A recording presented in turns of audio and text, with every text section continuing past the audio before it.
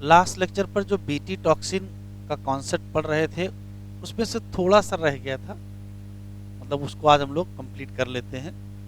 तो आखिर BT toxin gene के द्वारा जो बीटी टॉक्सिन बनता है वो कैसे इंसेक्ट को किल कर देता है, जबकि उस टॉक्सिन को बनाने वाला पहले बैक्टीरिया था। बैक्टीरिया को कोई नुकसान नहीं होता है, बाद में उसी बीटी टॉक्सिन जीन को किसी प्लांट में इंट्रोड्यूस कर देते हो तो प्लांट को भी नुकसान नहीं करता है। इवन उस प्लांट को यदि कोई ह्यूमन खाता है तो उसको भी नुकसान नहीं होता है। तो सारी दुश्मनी क्या इंसेक्ट से ही है? इंसेक्ट कैसे मर जाता है, ये सोचने वाली बात है। तो पहला सवाल यह है कि जो बीटी टॉक्सिन जीन जब वो बैक्टीरिया में था या वो इंट्रोड्यूस हो गया है किसी प्लांट में, चाहे बैक्टीरिया में हो चाहे वो इंट्रोड्यूस हो गया हो प्लांट में, ये एक्सप्रेस करेगा। और जब ये एक्सप्रेस करेगा तो बनाएगा क्या? टॉक्सिन प्रोड्यूस करेगा जिसका नाम बीटी टॉक्सिन होगा। लेकिन खास बात यह है कि ये इनएक्टिव टॉक्सिन होगा जिसको प्रोटोटॉक्सिन भी कहते हैं। तो इस जीन के एक्सप्रेशन से जो टॉक्सिन बनेगा उसका नाम बीटी टॉक्सिन होगा, लेकिन ये टॉक्सिन एक्टिव नहीं होगा। कैसा होगा? इनएक्टिव होगा। तो जो टॉक्सिन बनेगा वो इनएक्टिव टॉक्सिन बनेगा जिसको प्रोटोटॉक्सिन कहोगे, और इसी नाते इसका इफेक्ट नहीं होगा उस बैक्टीरिया पर या उस प्लांट पर जिसने इसको क्या किया होगा, प्रोड्यूस किया होगा, वहां एक्टिव ही नहीं है। फिर क्या होगा कि मान लेते किसी पर्टिकुलर प्लांट, ये मान लेते कोई पर्टिकुलर प्लांट है और इसके अंदर बीटी टॉक्सिन जीन था, तो इसके अंदर बीटी टॉक्सिन बन गया। कोई इंसेक्ट आया और इस लीफ को खा लिया। इस लीफ के अंदर बीटी टॉक्सिन है, लेकिन किस फॉर्म में है? इनएक्टिव टॉक्सिन के फॉर्म में है। अब वो इनएक्टिव टॉक्सिन कहाँ पहुंच जाएगा? बैक्टीरिया को, सॉरी, इंसेक्ट के गट में पहुंच जाएगा।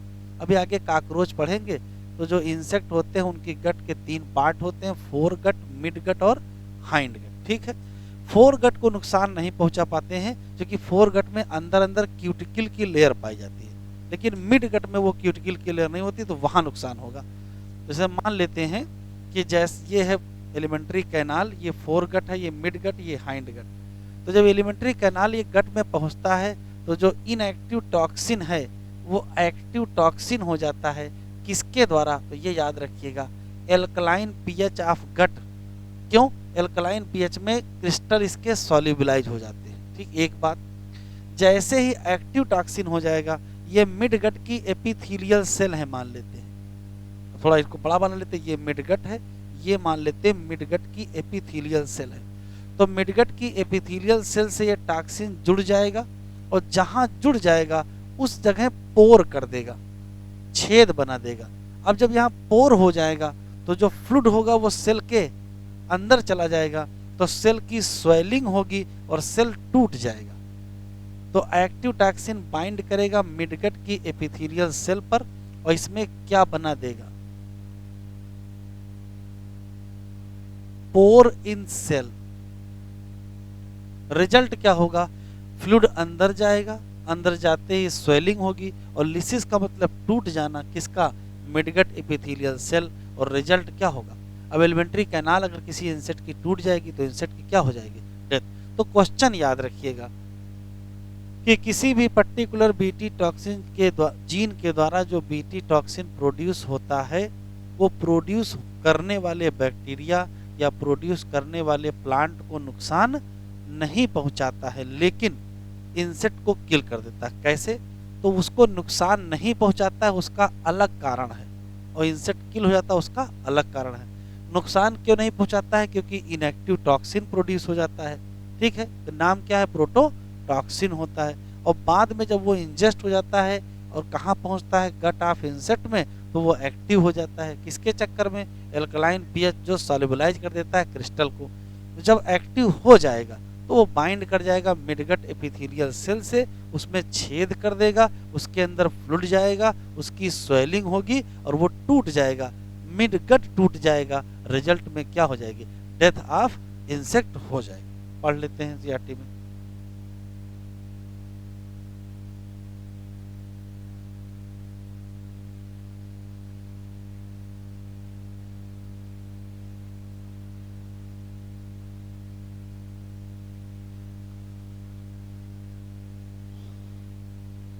यहां से पढ़ लेना है। Why does this toxin not kill bacillus या बैक्टीरिया? तो इसका रीजन दिया है, actually BT toxin protein exist as inactive. नाम क्या है? तो नाम है prototoxin. Once an insect ingest the inactive toxin, ये कन्वर्ट हो जाएगा क्या? एक्टिव फॉर्म ड्यू टू, तो एल्कलाइन पीएच ऑफ गट, जो सॉल्युबलाइज करेगा क्या? क्रिस्टल। जो एक्टिव टॉक्सिन है वो बाइंड करेगा surface of midgut epithelial cell, और वहां क्या कर देगा? पोर क्रिएट कर देगा, जिससे सेल की स्वेलिंग और सेल की लिसिस होगी, और अंततः क्या हो जाएगा? Death of insect. हेडिंग डालिए, पेस्ट रेजिस्टेंट प्लांट या पेस्ट रेजिस्टेंट प्लांट या nematode resistant plant. Pest resistant plant या निमेटोड रेजिस्टेंट टोबैको याद रखिए।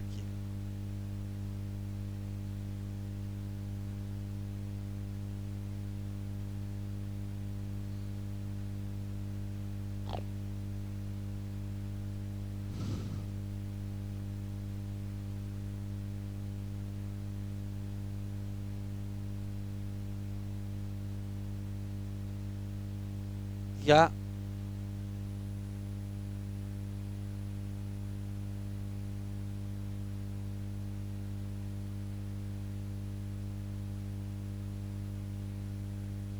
Nematode resistant tobacco.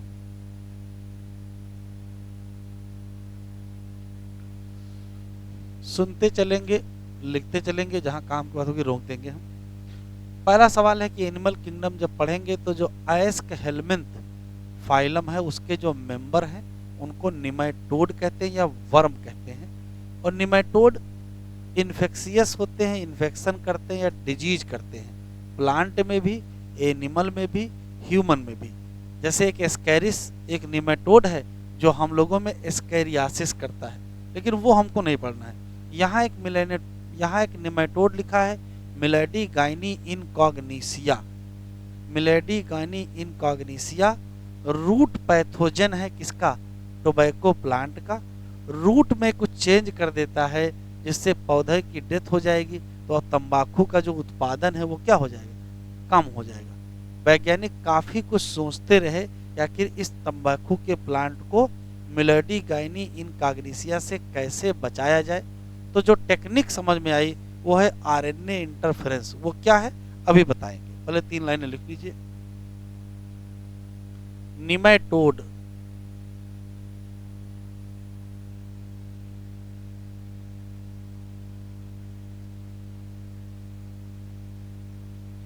ये पैथोजेनिक एनिमल है और ये करते हैं डिजीज, किसमें? प्लांट में भी, एनिमल में भी और ह्यूमन में भी। ऐसे ही एक निमेटोड है,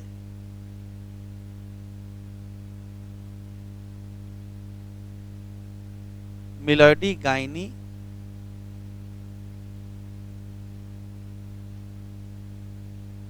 इनकॉग्निसिया। Meloidogyne incognita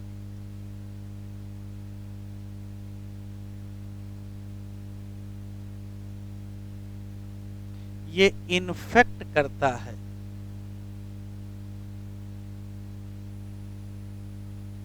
root of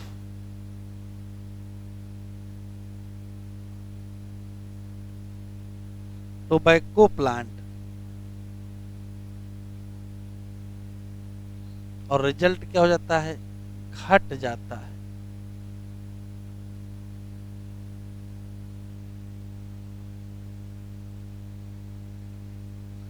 yield of tobacco.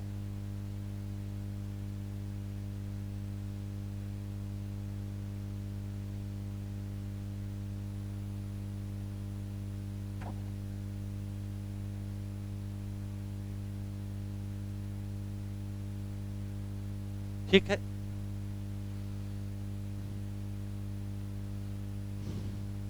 तो आरएनए इंटरफेरेंस क्या है अभी बताएंगे।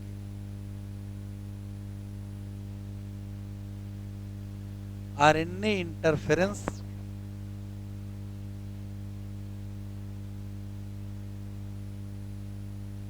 एक मैकेनिज्म है to protect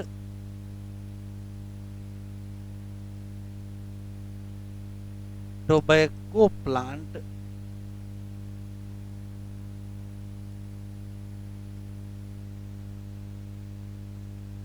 from infestation of Melody Gyne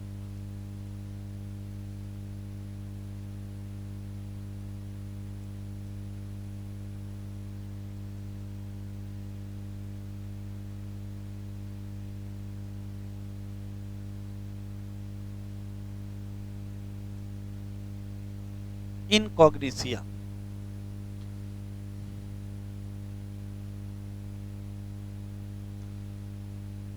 RNA interference क्या है तो भी एक लाइन याद कर लेंगे।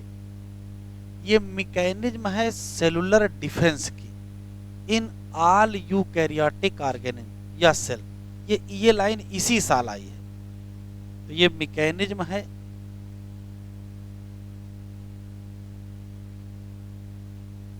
ऑफ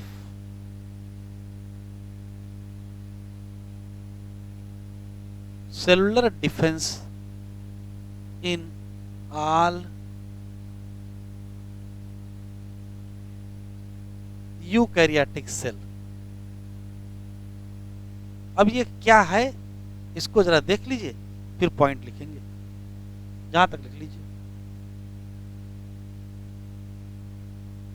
जरा इधर देखिए। जैसे मान लेते हैं कि ये कोई पर्टिकुलर होस्ट है और इसमें कोई पैथोजेन निमेटोड इंटर कर गया है, होस्ट सेल है। अब लिखो नहीं, देख लो जरा। तो मान लेते ये पैथोजेन है। पैथोजेन का केवल एकमात्र काम होता है या एक ही पर्पज होता है, किसी पर्टिकुलर होस्ट सेल के अंदर जाएगा। वो होस्ट सेल को बीमार नहीं करना चाहता है, लेकिन करना क्या चाहता है वो देखिए। तो पैथोजेन हमेशा मल्टीप्लाई करता है।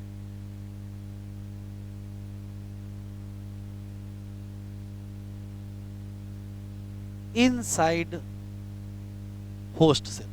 अब अगर कोई पैथोजेन मल्टीप्लाई करना चाहता है तो करना क्या पड़ेगा?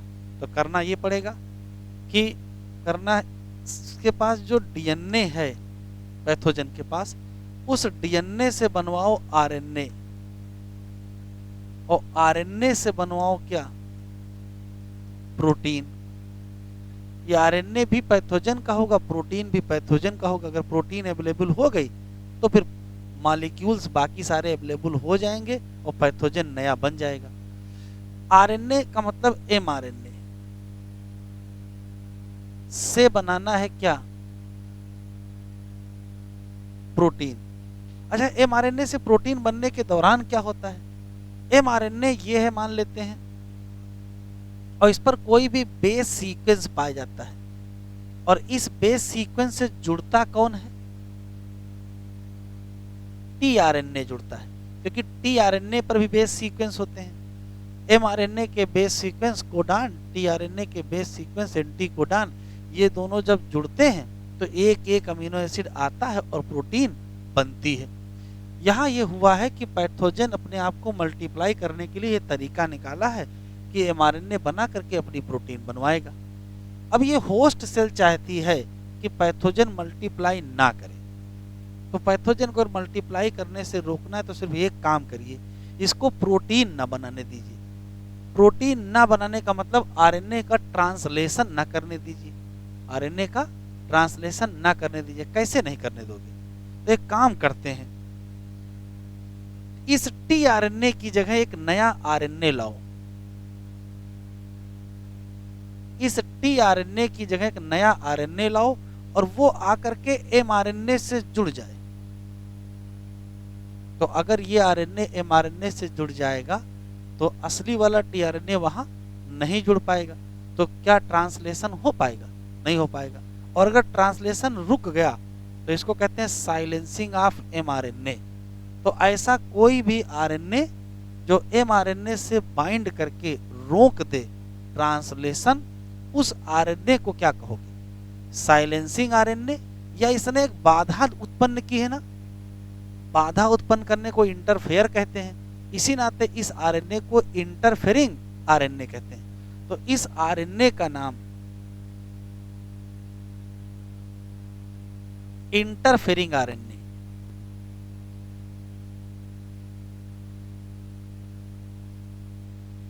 क्या होगा? इंटरफेरिंग आरएनए, या इसी को कहेंगे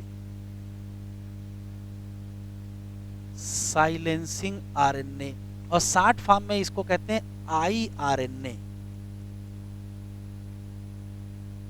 और इस पूरी कहानी को कहते क्या है? RNA interference. फिर से सुन लेते हैं। ये वो मैकेनिज्म है जो सेलुलर डिफेंस करती है सभी यूकैरियोटिक सेल में। ये वो मैकेनिज्म है जो होस्ट सेल के अंदर पैथोजन को मल्टीप्लाई नहीं करने देती। कैसे नहीं करने देगी?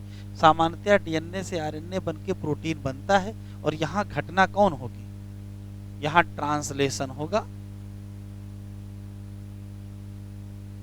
यदि चाहते हो कि पैथोजन मल्टीप्लाई ना करे तो आप ट्रांसलेशन ना होने दो। और ट्रांसलेशन कैसे नहीं होने दोगे?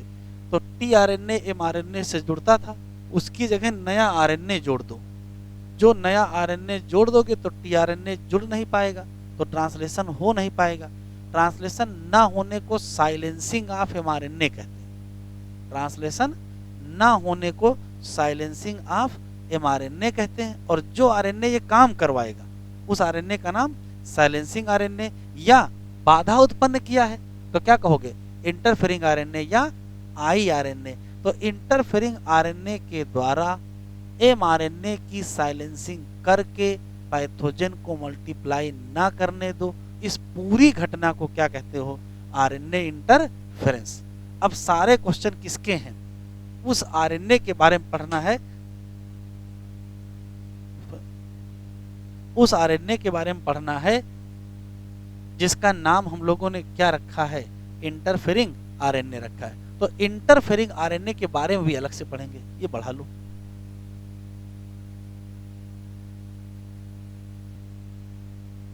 चलिए हेडिंग आगे बढ़ाइए। यहां तक हो गया तो लिखिए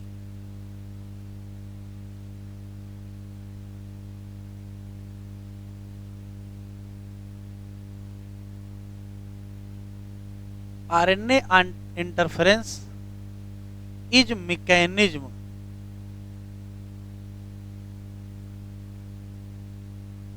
to prevent growth of pathogen in host cell। कैसे? to prevent translation of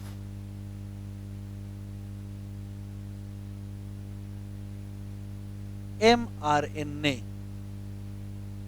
that is causes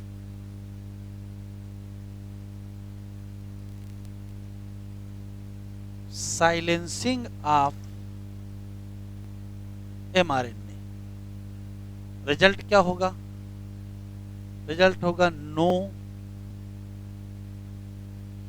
protein synthesis.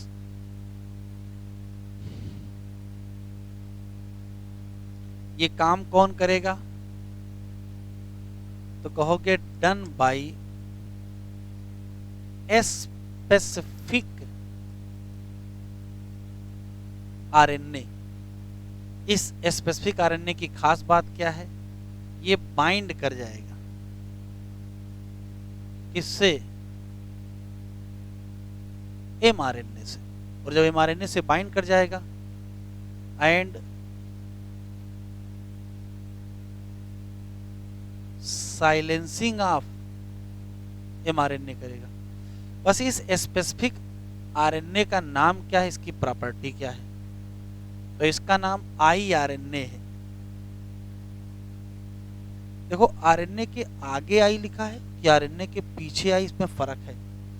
आगे लिखा है तो इंटरफेरिंग आरएनए है, और पीछे लिखा है तो आरएनए इंटरफेरेंस है, वो फेनामिना है। अगर ऐसे लिखा मिल जाए आरएनए आई तो क्या समझोगे, ये आरएनए इंटरफेरेंस लिखा है और आई आरएनए लिखा है, तो ये इंटरफेरिंग आरएनए लिखा है। Interfering RNA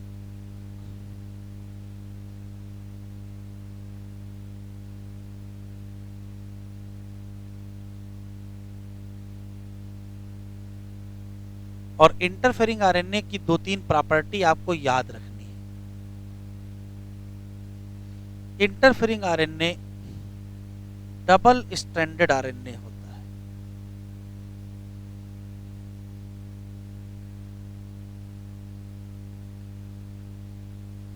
double stranded RNA, और ये कॉम्प्लीमेंट्री होते हैं।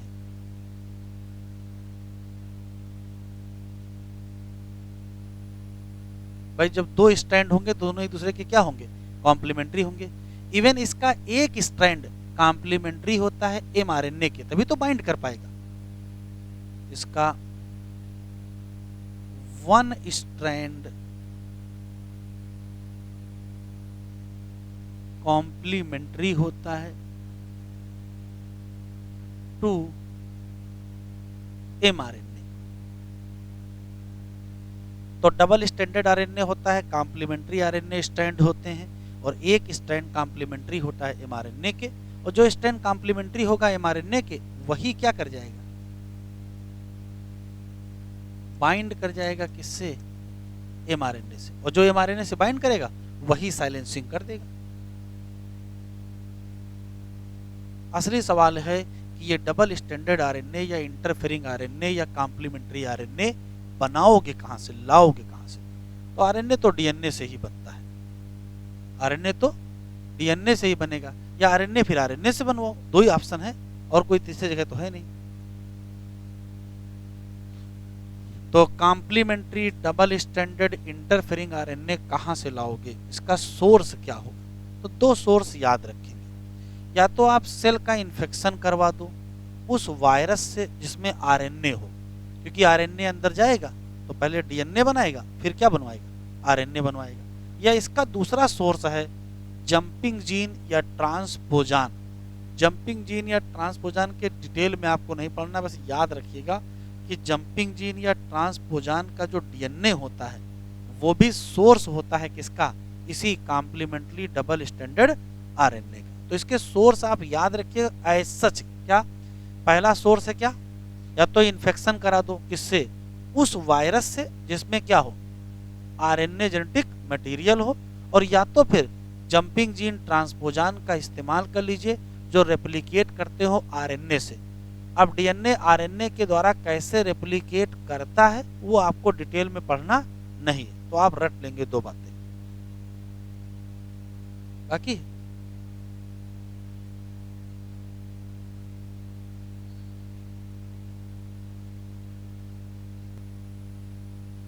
लिख लीजिए,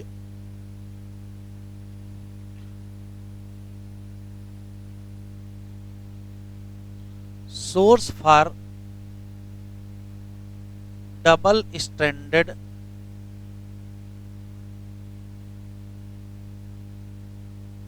इंटरफेरिंग आरएनए या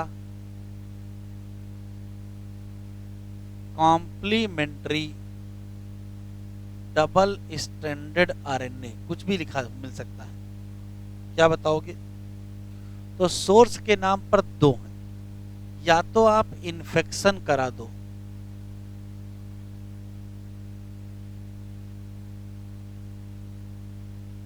होस्ट सेल बाई किसके द्वारा, वायरस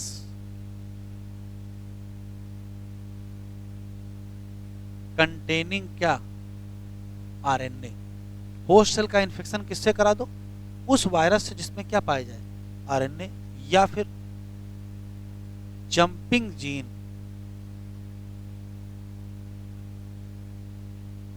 या ट्रांसपोजान that replicate via RNA intermediate।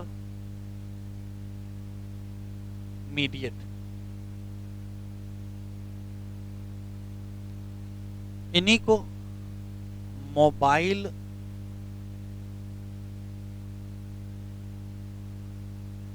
Genetic element कहते हैं। दिया नहीं एनसीईआरटी, लेकिन एक लाइन सुन लीजिए केवल। जैसे मान लेते हैं कि ये कोई पर्टिकुलर क्रोमोसोम है, इस जगह कोई पर्टिकुलर जीन है। जीन कोई भी हो, बना किसका होगा, डीएनए का ही तो बना होगा। तो होता क्या है कि इस डीएनए से बना लेते हैं आरएनए। प्रोसेस का नाम ट्रांसक्रिप्शन। और आरएनए यहां से माइग्रेट करके यहां पहुंचा। जब यहां पहुंचा तो आरएनए ने क्या किया, डीएनए बना लिया। प्रोसेस का नाम रिवर्स ट्रांसक्रिप्शन। और सेम डीएनए यहां बैठ गया। मान लेते जीन ये ए था, तो ए जीन की कॉपी यहां बन गई।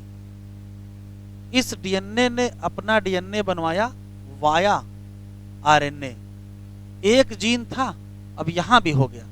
इसको मोबाइल जेनेटिक एलिमेंट कहते हैं, या इसी को जंपिंग जीन कहते हैं। ये कॉपी एंड पेस्ट है। इस जीन की कॉपी यहां पेस्ट हो गई। अब एक बार यहां पेस्ट कर लीजिए, एक बार यहां पेस्ट कर लीजिए। तो ऐसा कोई भी जीन जो अपनी कॉपी बनवाता हो, किसके थ्रू, आरएनए के थ्रू, उसका नाम होता है ट्रांसपोजान या जंपिंग जीन या मोबाइल जेनेटिक एलिमेंट। ऐसे डीएनए का एज ए सोर्स इस्तेमाल कर सकते हैं, किसके लिए, इंटरफेरिंग आरएनए। तो ये लिखना नहीं है। अब सवाल ये है कि आपको वो डीएनए पता चल गया कि इससे हमको इंटरफेरिंग आरएनए बनेगा। तो उस ये मान लेते सोर्स डीएनए है जिससे इंटरफेरिंग आरएनए बन सकता है। लेकिन इस सोर्स डीएनए को आपको होस्ट सेल में पहुंचाना भी तो पड़ेगा, तभी तो होस्ट सेल के अंदर वो इंटरफेरिंग आरएनए बनेगा। तो पहुंचाओगे कैसे? तो अगर प्लांट सेल के अंदर किसी डीएनए या जीन को पहुंचाना है तो वेक्टर के नाम पर किसका इस्तेमाल करते आए अभी तक, एग्रोबैक्टीरियम ट्यूमिफेसियंस। तो उसमें कोई चेंज नहीं है। सोर्स डीएनए को इंट्रोड्यूस करना है होस्ट सेल में, किसके द्वारा? तो आंसर देंगे वेक्टर, जिसका नाम क्या है, एग्रोबैक्टीरियम ट्यूमिफेसियंस। लिख लीजिए।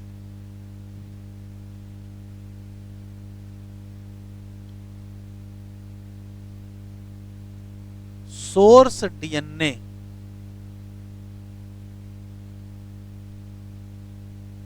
Introduce into host plant cell by using agrobacterium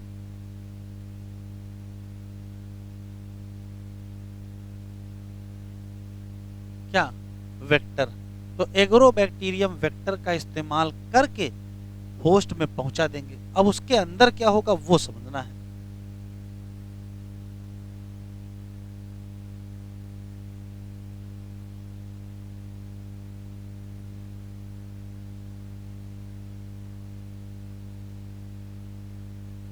शुरू करें, मैकेनिज्म दिखाएं।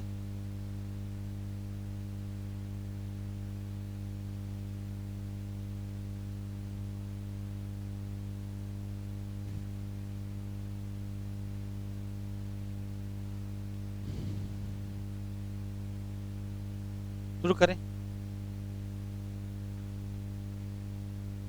तो जरा देख लीजिए। मान लीजिए कि ये सोर्स डीएनए है, मान लीजिए कि ये सोर्स डीएनए है। अभी तो आप पढ़े हो कि यदि आप किसी डीएनए से आरएनए बनवाते हो तो डीएनए का एक स्ट्रैंड टेम्पलेट का काम करता है और आरएनए बनाता है, और दूसरा स्ट्रैंड टेम्पलेट का काम नहीं करता और आरएनए नहीं बनाता। ये सामान्य बात है। अगर इंटरफेरिंग आरएनए बनने जा रहा है तो देखो होगा क्या, इस स्ट्रैंड से भी आरएनए बनेगा और इस स्ट्रैंड से भी आरएनए बनेगा, दोनों स्ट्रैंड से आरएनए बनेगा। तो इससे भी आरएनए बनेगा और इससे भी आरएनए बनेगा। तो एक आरएनए ये बन गया और एक आरएनए ये बन गया। अब ये बताओ, यहाँ जो बेस सीक्वेंस होंगे उसके कॉम्प्लीमेंट्री ये बेस सीक्वेंस थे, तो यहाँ जो बेस सीक्वेंस होंगे उसके कॉम्प्लीमेंट्री क्या होंगे, ये सीक्वेंस होंगे। एक स्ट्रैंड का नाम सेंस स्ट्रैंड होगा या सेंस आरएनए, और एक का नाम होगा एंटी सेंस आरएनए। और ये दोनों एक दूसरे के क्या होंगे, कॉम्प्लीमेंट्री होंगे। तो रिजल्ट क्या होगा, जल्दी ही दोनों जुड़ जाएंगे, और जब ये बाइंड हो जाएंगे तो बनेगा क्या, तो ये दोनों जब जुड़ जाएंगे तो बन जाएगा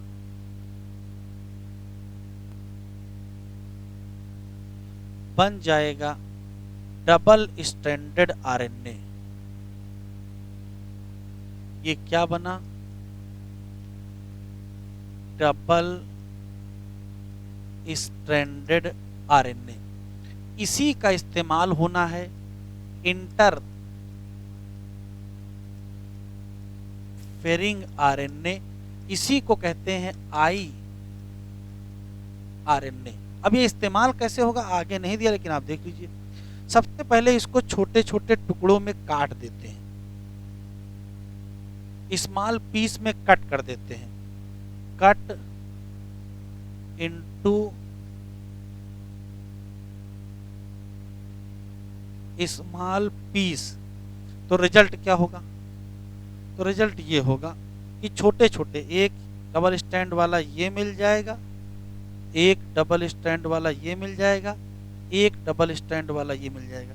इसका नाम देखो क्या लिखा जाता है, इसका नाम होता है small interfering RNA, small interfering RNA. Short form में क्या लिखोगे, इसको शॉर्ट फॉर्म में SIRNA कहते हैं। पहले क्या नाम था, IRNA, अब क्या हो गया SIRNA। उसके बाद इसमें प्रोटीन ऐड हो जाएगी,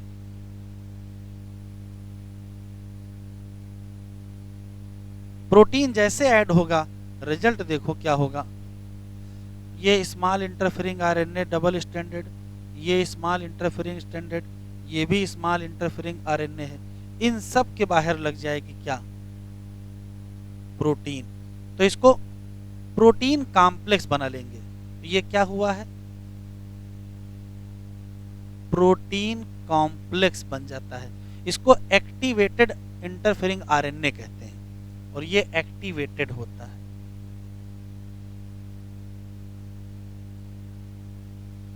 इंटरफेरिंग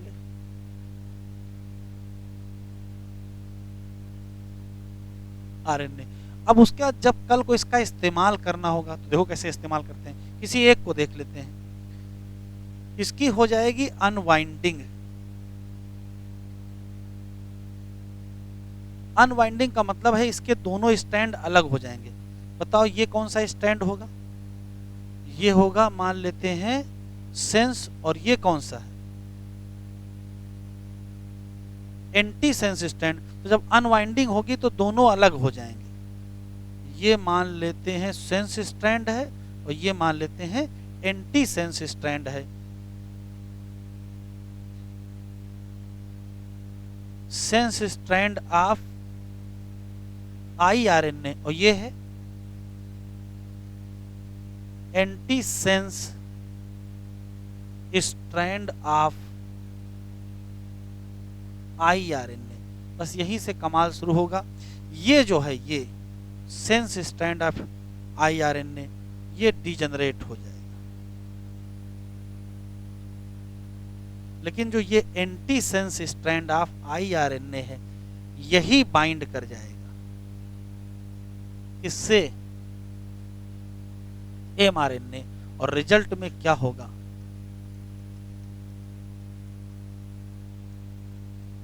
साइलेंसिंग ऑफ एमआरएनए। देखो क्या क्या हुआ है। सबसे पहले सोर्स डीएनए लिए, उसके दोनों स्टैंड से दोनों आरएनए बनवाए, एक सेंस बनवाए एक एंटी सेंस, और वो क्या थे, कॉम्प्लीमेंट्री। फिर दोनों जुड़ गए तो क्या बन गया, डबल स्टैंडर्ड आरएनए।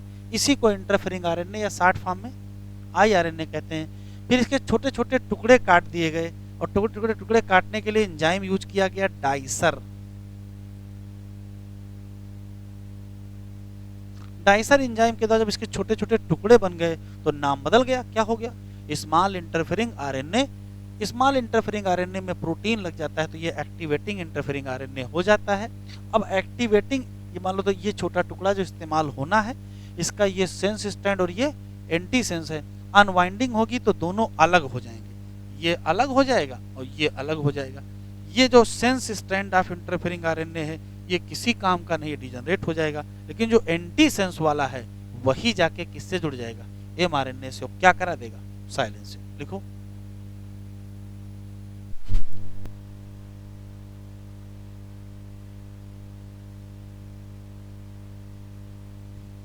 तो लिख लीजिए pathogen not grow in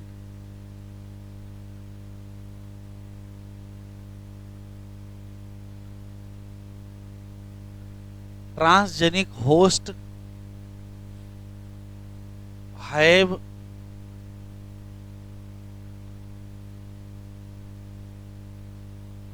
expression of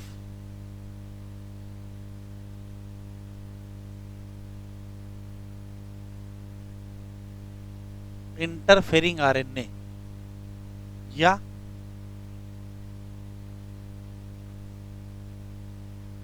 iRNA।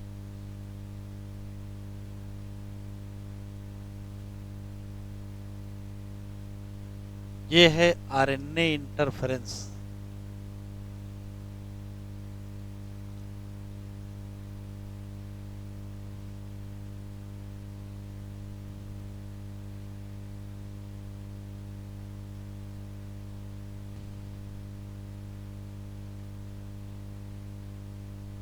गलत है क्या आंसर?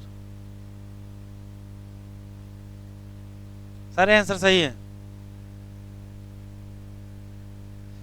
चलो टिक कर लो। इस पैराग्राफ में जो लिखा सब याद होना चाहिए। बहुत सारे निमेटोड हैं जो कि पैरासाइट हैं, किसके, प्लांट के, एनिमल के, इवन हम लोगों के भी। इसका नाम याद रखिएगा, मिलेडी गाइनी इनकॉग्निसिया।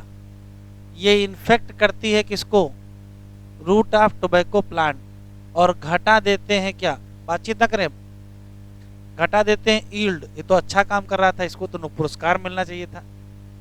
लेकिन एक स्ट्रेटजी अडॉप्ट की गई, प्रिवेंट दिस इन्फेस्टेशन। ध्यान सुनिएगा, यहाँ इन्फेक्शन नहीं लिखा है, इन्फेस्टेशन लिखा है। जब जब वर्म आते हैं तो वर्म का इन्फेस्टेशन होता है। तो एस हेलमिंथ और प्लेटी हेलमिंथ के अगर पैथोजन होंगे तो उनको इन्फेक्शन न कह के इन्फेस्टेशन कहते हैं। Based on presence of RNA interference. ये देखो आई पीछे लिखा है, आगे लिखा होगा तो interfering RNA. RNA interference takes place in all eukaryotic organism as a method of cellular defence. इसी साल ये लाइन आई। दिस मेथड इन्वॉल्व क्या, silencing of specific mRNA due to complementary, कैसा, डबल स्टैंडर्ड आरएनए मॉलिक्यूल जो bind करेगा और prevent कर देगा क्या, किसका, एमआरएनए। घटना का नाम, सोर्स क्या है, source of this complementary RNA जो डबल स्टैंडर्ड है बाद में सिंगल स्टैंडर्ड बन के बाइंड करेगा। इस कॉम्प्लीमेंट्री आरएनए का सोर्स क्या है, तो पहला सोर्स है इन्फेक्शन करा दो वायरस से जिसमें क्या हो, आरएनए, या फिर क्या यूज कर लो, या क्या, ट्रांसपोजान, जो बस रेप्लिकेट करते हो किससे, आरएनए इंटरमीडिएट। वो मैंने भी आपको बताया कि डीएनए से बनेगा आरएनए और आरएनए से बनेगा डीएनए। बस वेक्टर कौन सा यूज करोगे, अग्रोबैक्टीरियम वेक्टर। ये निमेटोड स्पेसिफिक जीन को इंट्रोड्यूस कर देगा कहाँ, होस्ट प्लांट में। जब इंट्रोडक्शन कर दोगे डीएनए तो प्रोडक्शन होगा दोनों सेंस और एंटी सेंस आरएनए, कहाँ, होस्ट सेल। दोनों आरएनए चूंकि क्या है तो बना लेंगे क्या, डबल स्टैंडर्ड आरएनए, जो इनिशिएट करेगा क्या, आरएनए इंटरफेरेंस, और साइलेंसिंग कर देगा किसका, एमआरएनए। कैसे करेगा वो नहीं दिया, वो मैंने आपको बता दिया है, ऑफ निमेटोड। तो रिजल्ट ये होगा कि जो पैरासाइट कुड नॉट सरवाइव, किसमें, ट्रांसजेनिक होस्ट, तो एक्सप्रेस करेगा किसका, इंटरफेरिंग आरएनए। देखो यहाँ इंटरफेरिंग आरएनए लिखा है, ये आई आरएनए है। Transgenic plant therefore got itself protected from the क्या, पैरासाइट। तो भले ही यहाँ लिखा कम है लेकिन जितना लिखा है सब इंपॉर्टेंट है। हेडिंग बदल गई, बायोटेक्नोलॉजिकल एप्लीकेशन इन मेडिसिन। दो ही हेडिंग मेन है, एप्लीकेशन इन एग्रीकल्चर और एप्लीकेशन इन मेडिसिन। चलो भैया मेडिसिन में पढ़ते हैं।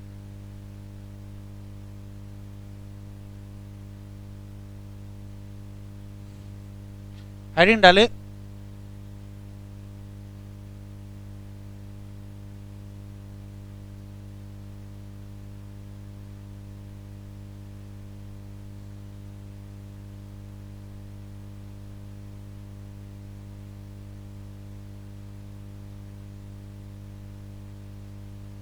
Biotechnological application in medicine. Medicine का मतलब मेडिकल फील्ड, और मेडिकल फील्ड में ड्रग्स होती हैं, मेडिसिन दवाएं होती हैं। तो जो दवाओं का केमिकल होता है वो बहुत बार कोई ना कोई बायोलॉजिकली एक्टिव मॉलिक्यूल होता है या बायोलॉजिकल मॉलिक्यूल होता है। बायोलॉजिकल मॉलिक्यूल क्या होता है, ऐसा कोई भी मॉलिक्यूल जो लिविंग ऑर्गेनिज्म से ऑब्टेन किया जाए। यदि लिविंग ऑर्गेनिज्म से ऑब्टेन होने वाला कोई मॉलिक्यूल मेडिसिन बनाने में यूज हो रहा है तो वो मॉलिक्यूल लाओगे कहाँ से, तो उसके लिए करेंगे क्या, मान लेते ये कोई जीन है जिससे वो पर्टिकुलर मॉलिक्यूल प्रोड्यूस होता है, तो इस पर्टिकुलर जीन को किसी ऑर्गेनिज्म में इंट्रोड्यूस करा दो, वहाँ ये जीन जाएगा, एक्सप्रेस करेगा और वहाँ प्रोडक्ट बनेगा। उसको आइसोलेट करिए और मेडिसिन में क्या करिए, इस्तेमाल करिए। तो डीएनए रिकम्बिनेंट टेक्नोलॉजी का इस्तेमाल मेडिसिन बनाने में बहुत ज़्यादा होता है। क्यों, जो रिकॉम्बिनेंट मॉलिक्यूल बनते हैं, जो जेनेटिकली मॉडिफाइड ऑर्गेनिज्म के द्वारा प्रोड्यूस किए जाते हैं, उनका इस्तेमाल मेडिसिन बनाने में होता है। दुनिया में कितनी थेराप्यूटिक ड्रग हैं जो रिकॉम्बिनेंट बायोमॉलिक्यूल का इस्तेमाल करती हैं, तो दुनिया के लिए 30 ड्रग हैं जो अप्रूव्ड हो गई हैं, लेकिन ह्यूमन में केवल कितनी है, 13। देख लो एनसीईआरटी में 13 ही लिखा होगा। दुनिया में कितनी है, 30, और हिंदुस्तान में कितनी है, 30। पक्का 12 कर दिया, चेंज हो गया, चलो कोई बात नहीं, पहले पढ़ लीजिए। रिकॉम्बिनेंट डीएनए टेक्नोलॉजिकल प्रोसेस का बड़ा इंपॉर्टेंट रोल है किसमें, हेल्थ केयर में, क्योंकि प्रोड्यूस करते हैं सेफ और बहुत इफेक्टिव ड्रग, और ड्रग का पूरा नाम थेराप्यूटिक ड्रग। थेराप्यूटिक ड्रग बनाने में जो चीज इस्तेमाल होगी उसको कहेंगे रिकॉम्बिनेंट थेराप्यूटिक्स की। खास बात, एक पॉइंट छूट गया है, जैसे मान लेते हैं इंसुलिन है, इंसुलिन का इस्तेमाल आपको डायबिटीज में करना है, लेकिन जब रिकॉम्बिनेंट डीएनए टेक्नोलॉजी दुनिया में नहीं थी तो इंसुलिन करते क्या थे, किसी दूसरे एनिमल से आइसोलेट करके ह्यूमन में इंट्रोड्यूस करते थे। तो ह्यूमन में फिर क्या होता था, ह्यूमन का बॉडी उस आने वाले इंसुलिन को रिएक्ट कर देती थी और इम्यूनोलॉजिकल रिस्पांस मिलने लगते थे, जिससे एलर्जी हो जाती थी। तो जब रिकॉम्बिनेंट डीएनए टेक्नोलॉजी के द्वारा कोई प्रोडक्ट बनाया जाता है और उसका इस्तेमाल है जब मेडिसिन होता है, तो वो इम्यूनोलॉजिकल रिस्पांस या एलर्जी होने का खतरा नहीं रहता है। तो पॉइंट लिखा हुआ है। जितने रिकॉम्बिनेंट थेराप्यूटिक हैं नहीं इंड्यूस करते हैं, नॉट लिखा है, not induce unwanted immunological response as किसमें, अगर सिमिलर प्रोडक्ट हम आइसोलेट कर ले कहाँ से, नॉन ह्यूमन सोर्स। दुनिया में कितनी रिकॉम्बिनेंट थेराप्यूटिक हैं जिनका अप्रूवल मिला है ह्यूमन यूज के लिए, तो कहोगे दुनिया में 30 हैं, लेकिन इंडिया के लिए केवल कितनी है, 12 है। तो 2-3 लाइनें लिख लो।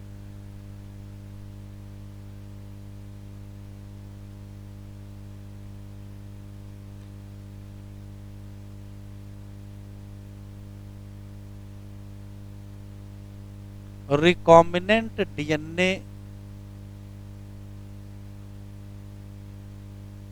टेक्नोलॉजी का इस्तेमाल करके यदि कोई प्रोडक्ट बनाए जाए और इसको यूज किया जाए मेडिसिन में,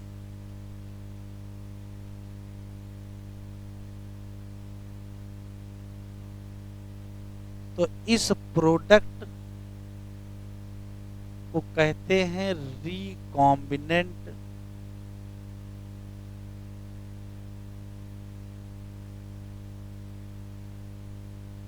थेराप्यूटिक्स ड्रग।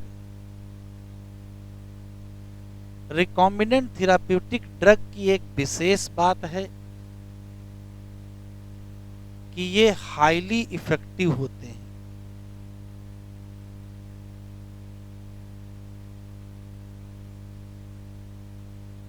और दूसरी खास बात है not produce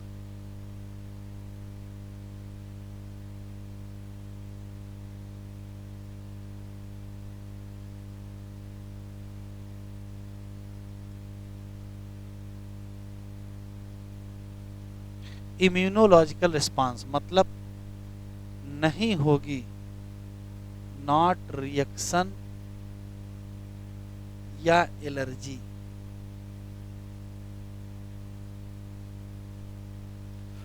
recombinant DNA technology जब से आई है तब से मास प्रोडक्शन शुरू हो गया इसका safe and effective recombinant therapeutic drug. तो थेराप्यूटिक ड्रग का सेफ और इफेक्टिव प्रोडक्शन लार्ज स्केल पे कौन करना शुरू कर दिया, रिकॉम्बिनेंट डीएनए टेक्नोलॉजी। और फायदा क्या हुआ, इफेक्टिव तो थे ही, सबसे अच्छी चीज थी कि उनका इस्तेमाल करने से कोई रिएक्शन नहीं होता था।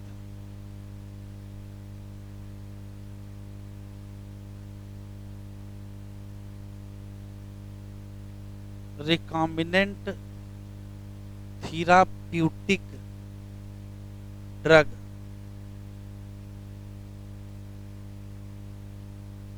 अप्रूव फॉर ह्यूमन यूज, इंसानों में इस्तेमाल करने के लिए कितनी दवाएं अप्रूव हैं, तो कहोगे 30 ड्रग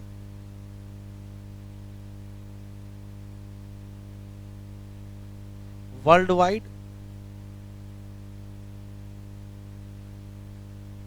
12 ड्रग इन इंडिया। हमारे देश में 12 और दुनिया। तो पहली हेडिंग डाले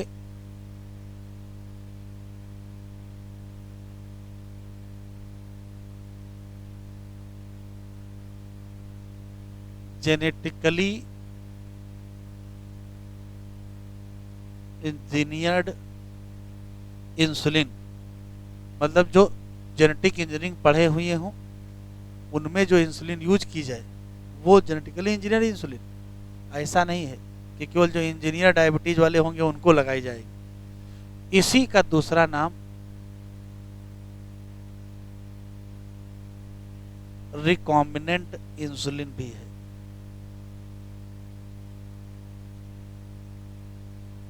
सुनते चलेंगे, लिखते चलेंगे। पहला सवाल यह है कि डायबिटीज मेलिटस के ट्रीटमेंट के लिए इंसुलिन की रिक्वायरमेंट है, इंसुलिन की रिक्वायरमेंट है ट्रीटमेंट ऑफ डायबिटीज मेलिटस या एडल्ट आंसेट डायबिटीज जिसको कहते हैं। ठीक है, दो प्रकार की डायबिटीज दुनिया में होती हैं, टाइप 1 और टाइप 2। तो जो टाइप 1 डायबिटीज होती है उसमें इंसुलिन की रिक्वायरमेंट नहीं होती है। जो सामान्य डायबिटीज होती है वो टाइप 2 डायबिटीज होती है, जो हम सब लोगों को होती है। टाइप 1 वो होती है जो जेनेटिक होती है, जिसमें रिसेप्टर ही काम नहीं कर रहे होते। कैसे, वो बाद में पढ़िएगा। तो सामान्य जो डायबिटीज है उसमें इंसुलिन की रिक्वायरमेंट होती है। और इंसुलिन लाओगे कहाँ से? तो अभी रिकॉम्बिनेंट डीएनए टेक्नोलॉजी की खोज बहुत पहले नहीं है, बीमारी बहुत पुरानी है, इलाज बहुत पुराना है। तो जब रिकॉम्बिनेंट डीएनए टेक्नोलॉजी दुनिया में नहीं थी तो इंसुलिन कहाँ से लाते थे? तो किसी दूसरे ही एनिमल से आइसोलेट कर लेते थे। जैसे कोई जानवर की, मान लीजिए उसको मीट के लिए काटा गया, तो उसका जो पैंक्रियाज है वहाँ से इंसुलिन को आइसोलेट कर लेते थे। तो स्लॉटेड कैटल या पिग के द्वारा उसके पैंक्रियाज से इंसुलिन को आइसोलेट करते थे, उसको प्यूरिफाई करते थे और उसका इंजेक्शन किसी डायबिटीज वाले पेशेंट को देते थे। तो जब डायबिटीज वाले पेशेंट को देते थे तो समस्या होती थी, कुछ लोगों को तो ठीक होता था, कोई समस्या नहीं, लेकिन कुछ लोगों को उससे एलर्जी हो जाती थी। और कभी कभार एलर्जी इतनी खतरनाक होती थी कि जान जाने की नौबत आ जाती थी। लेकिन वैज्ञानिकों के पास कोई और ऑप्शन था नहीं। फिलहाल जब तक नई टेक्निक नहीं आएगी तब तक ऐसे ही इंसुलिन बनेगा, आएगा। फिर धीरे धीरे समय बदला, रिकॉम्बिनेंट डीएनए टेक्नोलॉजी आई और रिकॉम्बिनेंट डीएनए टेक्नोलॉजी में ह्यूमन जीन का इस्तेमाल किया गया, किसी दूसरे होस्ट में इंट्रोड्यूस किया गया बैक्टीरिया में, और वहाँ से इंसुलिन बनवाया गया। उस इंसुलिन का नाम जेनेटिकली इंजीनियर्ड इंसुलिन होगा। और सबसे खास बात ये थी कि वो जब इंट्रोड्यूस करते थे तो कोई इम्यूनोलॉजिकल रिस्पांस नहीं आता था। एक क्वेश्चन इस साल आया है, इंसुलिन किसी डायबिटीज वाले को दी जाती है इंजेक्शन के फॉर्म, गोली नहीं दी जाती है। क्यों? तो इंसुलिन बनी होती है प्रोटीन की, यदि आप खा लेंगे तो जाके डाइजेस्ट हो जाएगी। तो क्या अमीनो एसिड जाके काम करेंगे? अमीनो एसिड तो काम नहीं करेंगे। इसी साल पूछा गया है कि इंसुलिन ओरली क्यों नहीं लेते हैं? कहोगे ओरली लेंगे तो हमारे एलिमेंट्री कैनाल में क्या हो जाएगी? डाइजेस्ट हो जाएगी। तो जनरल ओवरव्यू समझ में आ जाना चाहिए कि यदि किसी स्लॉटेड कैटल या पिग के पैंक्रियाज का इंसुलिन है और उसका इस्तेमाल किया तो क्या हो जाएगा? इम्यूनोलॉजिकल रिस्पांस, उसको एलर्जी हो जाएगी, उसको रिएक्शन हो जाएगी। बचने का एक ही तरीका है, ह्यूमन जीन को आइसोलेट करिए, किसी होस्ट में इंट्रोड्यूस करिए, वहाँ जीन एक्सप्रेस करे, इंसुलिन की प्रोटीन बने और उसका आप इस्तेमाल करिए। उसी का नाम जेनेटिकली इंजीनियर्ड इंसुलिन होगा। और उसकी खास बात होगा, ये बिल्कुल वैसे ही इफेक्टिव होगी। और दूसरी अच्छी चीज़ है कि यहाँ कोई एलर्जी का रिस्क नहीं होता है। ठीक है, इतना लिखो पहले।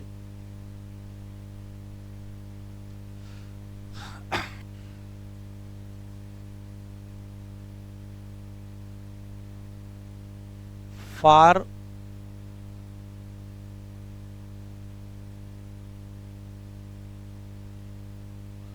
Treatment of diabetes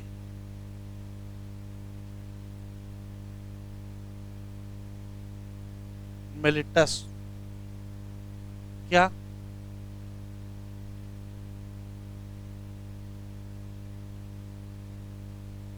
insulin require? दूसरा सवाल, इंसुलिन दी कैसे जाएगी? Given as injection of insulin. क्यों नहीं देंगे?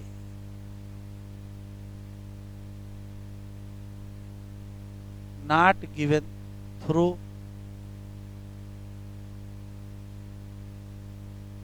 ओरल रूट, खिलाएंगे नहीं। क्यों? बिकॉज क्या हो जाएगा? इंसुलिन प्रोटीन है, डाइजेस्ट हो जाएगी। कहाँ? At GIT, gastrointestinal tract. वापस, तो इंसुलिन लाओगे कहाँ? इंसुलिन रिक्वायर फॉर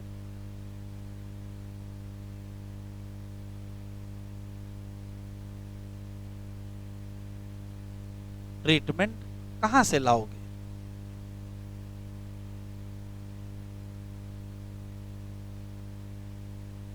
तो पहला ऑप्शन है isolate from non human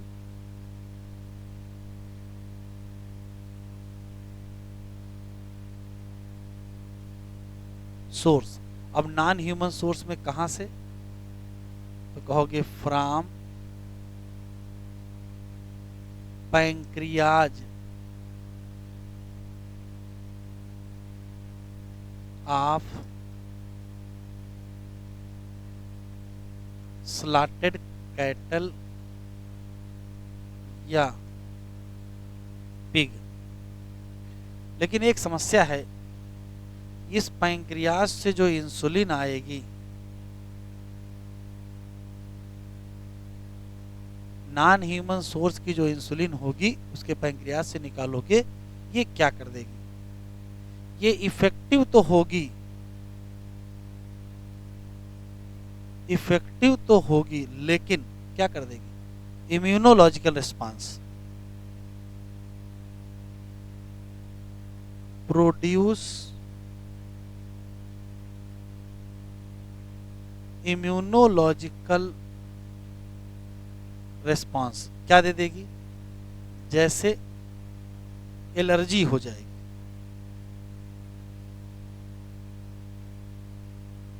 reaction या एलर्जी पूरे शरीर पे हो सकता है, चकत्ते लाल रंग के पड़ जाएं, है ना।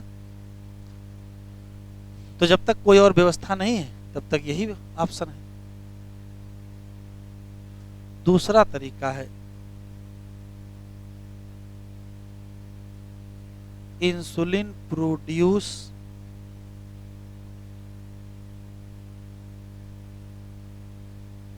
By recombinant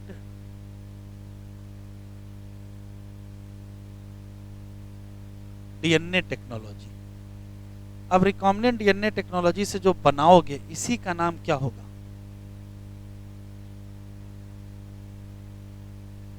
genetically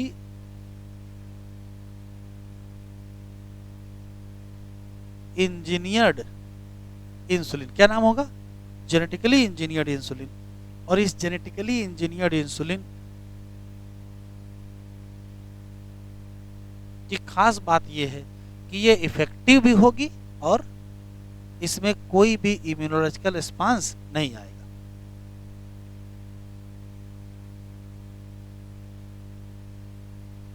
effective and no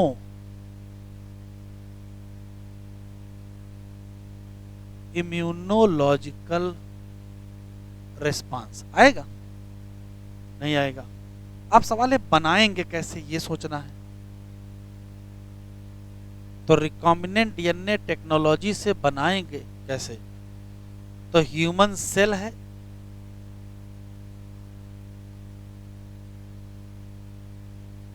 human cell से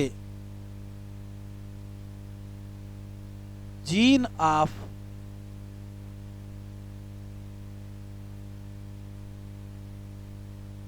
इंसुलिन सिंथेसिस आइसोलेट कर लो,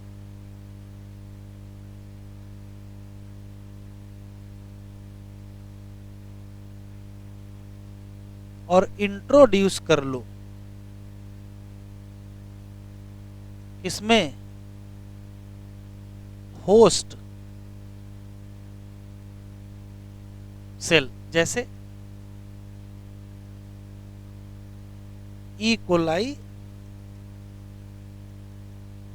बैक्टीरिया। बस उसके बाद क्या होगा? होस्ट सेल में वो हमारा जीन एक्सप्रेस करेगा और इंसुलिन प्रोटीन बनेगी।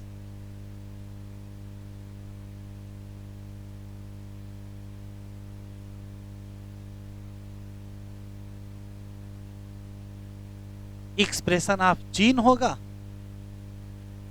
और इंसुलिन की प्रोटीन क्या होगी, सिंथेसिस होगी।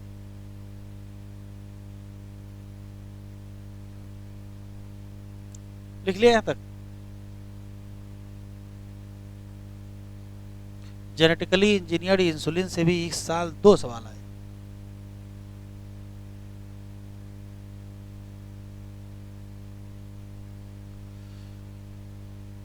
देखो क्या समस्या आने वाली है।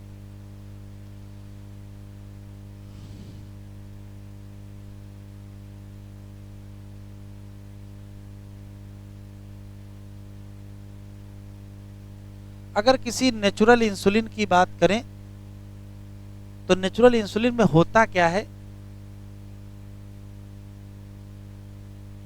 2 चेन होती हैं, एक ए चेन होती है और बी चेन होती है, और दोनों चेन इंटरकनेक्ट होते हैं।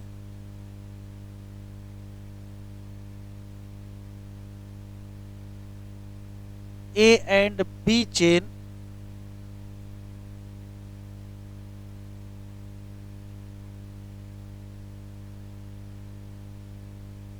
इंटरकनेक्ट बाई, लिखते चले, disulphide bond. A chain अलग होती है, बी चेन अलग होती है। ए और बी चेन आपस में डाई सल्फाइड बॉन्ड से जुड़े होते, ये एक इंसुलिन का स्ट्रक्चर है। ठीक, दूसरी समस्या सुनिए। किसी भी ह्यूमन सेल में जो नेचुरल इंसुलिन की सिंथेसिस होती है एज इनएक्टिव प्रो इंसुलिन, क्या होती है, इनएक्टिव प्रो इंसुलिन। इंसुलिन है तो प्रो इंसुलिन है, हार्मोन है तो प्रो हार्मोन कह दो। इनएक्टिव प्रो इंसुलिन या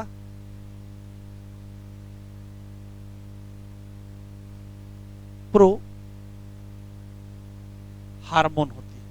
ये इनएक्टिव क्यों होती है, इसमें 3 चेन होती है। ए चेन होती है, बी चेन होती है, और एक्स्ट्रा सी चेन या सी पेप्टाइड, जो कि एक 20 कार्बन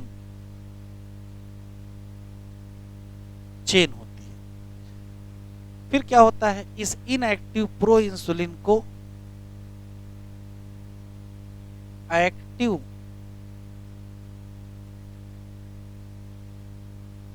इंसुलिन में कन्वर्ट कर लिया जाता है।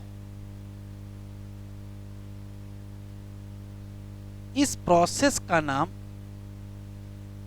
मैचुरेशन होता है, और मैचुरेशन के दौरान जो ये एक्स्ट्रा सी पेप्टाइड है इसको रिमूव कर देते हैं। Removal of extra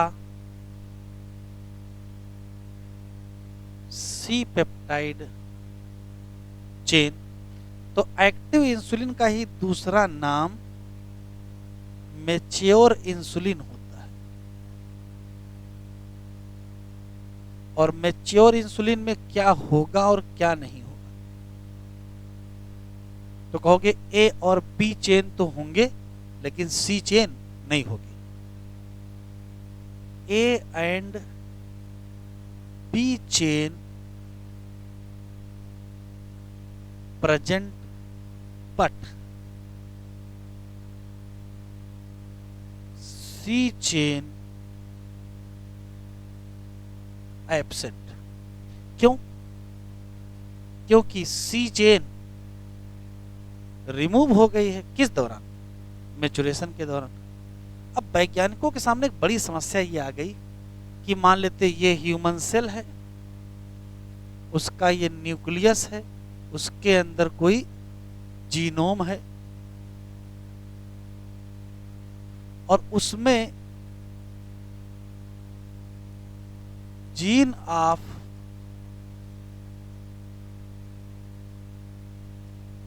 insulin synthesis है।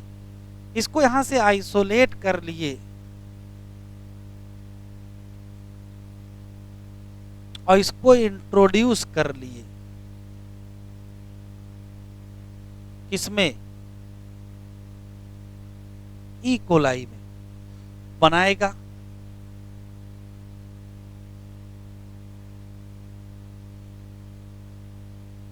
जेनेटिकली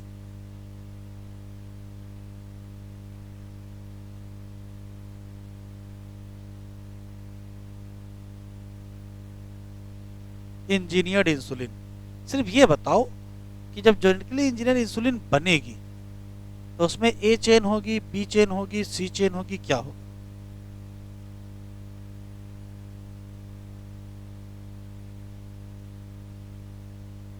तो ध्यान से सुनिएगा, जब आप जीन लेके आओगे तो ए और बी का जीन लाओगे, सी वहीं छोड़ आओगे, सी भी साथ में आ जाएगा। तो जब बनेगा तो सी भी साथ में बन जाएगा। अब एक समस्या खड़ी हो गई, जो आपका होस्ट है उसमें ए बी में से सी हटाने की मैकेनिज्म नहीं है। उससे क्या मतलब है कि आप बी सी हटाओगे, वो आपका बना रहे, बड़ी बात है। और होस्ट प्रोकैरियोट है। ये जो प्रोसेसिंग होती है प्रोटीन की, ये किस ऑर्गेनेल में होती है? तो याद रखिए, प्रोटीन बनती है एंडोप्लाज्मिक रेटिकुलम पर, उसके बाद जाती है गोल्जी कॉम्प्लेक्स में, और गोल्जी कॉम्प्लेक्स में तो प्रोटीन का मॉडिफिकेशन होता है। और आप ई कोलाई में प्रोटीन बनवा रहे हो, क्या वहाँ गोल्जी कॉम्प्लेक्स है? नहीं है, तो वहाँ तो प्रोसेसिंग होनी नहीं है। तो वहाँ जो बनेगा उसमें क्या आ जाएगा? सी पेप्टाइड आ जाएगा, वो फिर आपके काम का नहीं होगा। तो वैज्ञानिक बहुत दिन तो इससे लड़ते रहे कि बना तो ले गए लेकिन सी नहीं हट रहा उसमें से, सी भी तो नहीं होना चाहिए। तो जो जेनेटिकली इंजीनियर इंसुलिन आखिरी में बनाई गई है उसमें सी पेप्टाइड नहीं था। अब जब तक सी पेप्टाइड रहेगा तब तक वो काम ही की नहीं है, तो सी पेप्टाइड गायब कहाँ हो गया? कुछ तो तरीका लगाया होगा। तो याद रखेंगे इसमें नहीं है, नॉट हैव सी पेप्टाइड। क्यों? बिकॉज, बता दो क्या किया होगा? तो वैज्ञानिकों ने दिमाग लगाया, कहा ऐसा करिए, ह्यूमन जीन ह्यूमन सेल से ना आइसोलेट करो, पर उसकी स्टडी कर लो, उसके बेस सीक्वेंस पता कर लो। जिस बेस सीक्वेंस से ए चेन बनती हो वैसा ही एक आर्टिफिशियल डीएनए सिंथेसाइज कर लो, जिससे बी चेन बनती हो वैसा एक आर्टिफिशियल चेन और सिंथेसाइज कर लो। ए चेन को एक बैक्टीरिया में इंट्रोड्यूस करो और उससे कहो कि तुम सिर्फ ए चेन बनाओगे लगातार। बी चेन वाला जीन दूसरे बैक्टीरिया में इंट्रोड्यूस करिए और उससे कहिए आप परमानेंट बी बनवाओगे। सी किसी में इंट्रोड्यूस ही ना करो। ए वाले से कहो तुम ए बना के दो, बी वाले से कहो तुम बी बना के दो, नई अलग जगह जाओ, दोनों को एक साथ जोड़ दो, किसके द्वारा? डाई सल्फाइड, और क्या बन जाएगा? प्योर इंसुलिन बन जाएगा जिसमें सी चेन होगी। तो ये काम किसने किया? तो इली लिली नाम की एक कंपनी ने किया 1983 में, जो कि एक अमेरिकन कंपनी है। उसने सिंथेसिस किया gene for a chain and gene for DNA की सिंथेसिस कर दी। ए चेन का अलग सिंथेसिस कर दिया, बी चेन का जीन अलग बना दिया।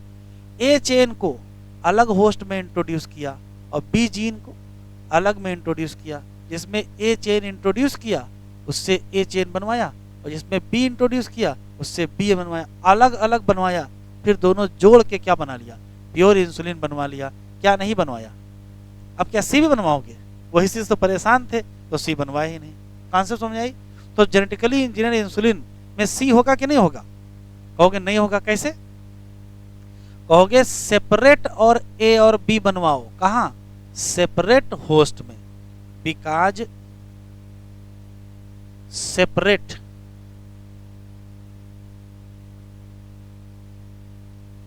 ए एंड बी चेन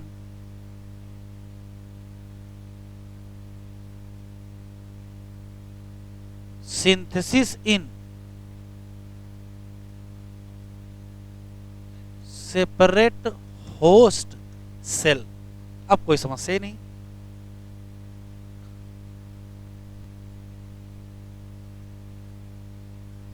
चलो लिखो भाई 1983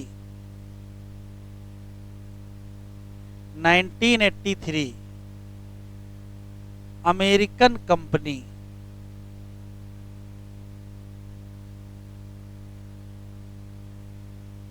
नाम ELI कलर बदला जा रहा है।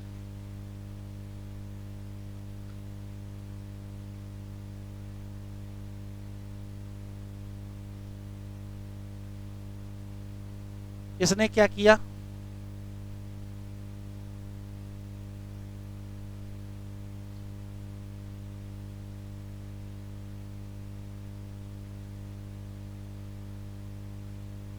सिंथेसिस कर लिया DNA strand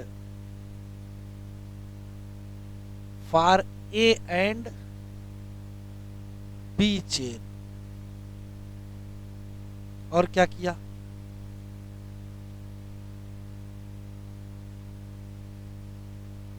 introduce DNA in host cell separately. फिर क्या हुआ? A and B chain produce separately.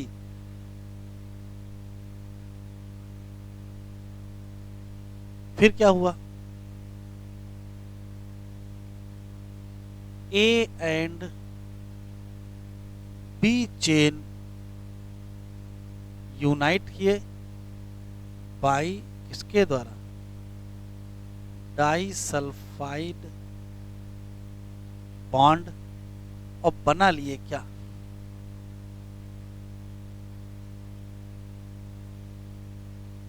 Genetically engineered insulin, जिसमें क्या नहीं था? Not have C peptide.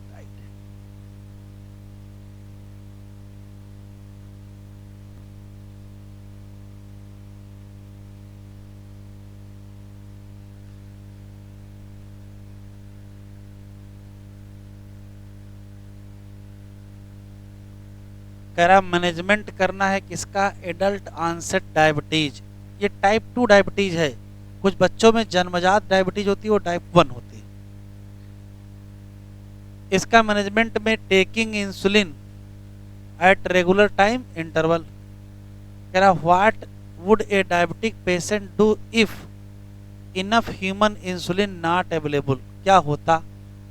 कह रहा इफ यू डिस्कस दिस, आपको जल्दी ही रियलाइज हो जाएगा कि आइसोलेट करना पड़ेगा और यूज करना पड़ेगा इंसुलिन। कहाँ से? Other animal. कह रहा जब इंसुलिन आइसोलेट करोगे अदर एनिमल, ये इफेक्टिव तो होगा उस ह्यूमन इंसुलिन जैसा ही, लेकिन क्या ये नहीं देगी कोई इम्यून रिस्पांस? कहोगे नहीं, रिस्पांस देगी। इमेजिन इफ बैक्टीरिया अगर अवेलेबल हो जो ह्यूमन इंसुलिन को बना सके, तो पूरी प्रोसेस बहुत सिंपल हो जाएगी। लार्ज क्वांटिटी ऑफ बैक्टीरिया क्या करेंगे? इसको बनाएंगे। कह रहा think about whether insulin can be orally administrated to a diabetic people or not. तो कहोगे नहीं देंगे। जब जैसे नहीं कहोगे वैसे ये लिखा है। वाई इसी साल पूछा है। तो एनसीईआरटी में जो क्वेश्चन लिखे रहते हैं वो भी एग्जाम में आते हैं। इसी साल आ गया, वाई पूछ लिया। तो वाई क्या था? इंसुलिन प्रोटीन क्या हो जाएगी? डाइजेस्ट। कह रहा है इंसुलिन यूज की जाती थी। Diabetes was earlier extracted from pancreas of slaughtered cattle या pig. Insulin from animal source causes some patient to develop क्या, एलर्जी या other type of reaction. Insulin में पाई जाती हैं दो पॉलीपेप्टाइड चेन ए और बी जुड़ी होती हैं डाइसल्फाइड ब्रिज। इन मैमल हो या ह्यूमन हो, इंसुलिन की सिंथेसिस होती है एज ए प्रो हार्मोन, जैसे एंजाइम था वैसे प्रो हार्मोन। प्रो इंसुलिन करा, इसकी प्रोसेसिंग करनी पड़ेगी बिफोर इसको पूरी तरीके से मेच्योर बनाने के लिए। इमेच्योर में क्या पाई जाती है, extra C peptide. C peptide नहीं पाई जाती है किसमें, मेच्योर इंसुलिन। क्यों, रिमूव हो जाती है ड्यूरिंग द मैचुरेशन। तो मेन चैलेंज यही है, main challenge of production of insulin using recombinant DNA technology was getting insulin assemble in mature form. असली समस्या तो यही थी, जीन आइसोलेट करके बनवाना समस्या नहीं थी, असली समस्या ये थी कि उसमें सी ना हो। इसका हल निकाला किसने, 1983 में इली लिली एक अमेरिकन कंपनी, इन्होंने बनाया दो डीएनए सीक्वेंस किसके लिए, ए और B chain of human insulin, और इसको इंट्रोड्यूस कर दिए प्लाज्मिड ऑफ ई कोलाई में इंट्रोड्यूस कर दिए। Produce insulin chain, A and B chain produce separately, फिर स्ट्रैट करे कंबाइन करे और क्या बना लिए, मैच्योर इंसुलिन बना लिए। तो किस बैक्टीरिया में इंट्रोड्यूस किए थे, ई कोलाई। हो सकता है डायग्राम आ जाए, तो यहाँ से यहाँ तक ऐसे बना हुआ है, फिर देखो सी पेप्टाइड क्या करिए, ये यहाँ से यहाँ तक, ये यहाँ से लेकर के यहाँ तक ये क्या है, सी पेप्टाइड है। तो ये दोनों जैसे जुड़े थे वैसे जुड़े रह गए, ये हट गया। इस बार दो क्वेश्चन इसी से आ गए। Identify gene therapy.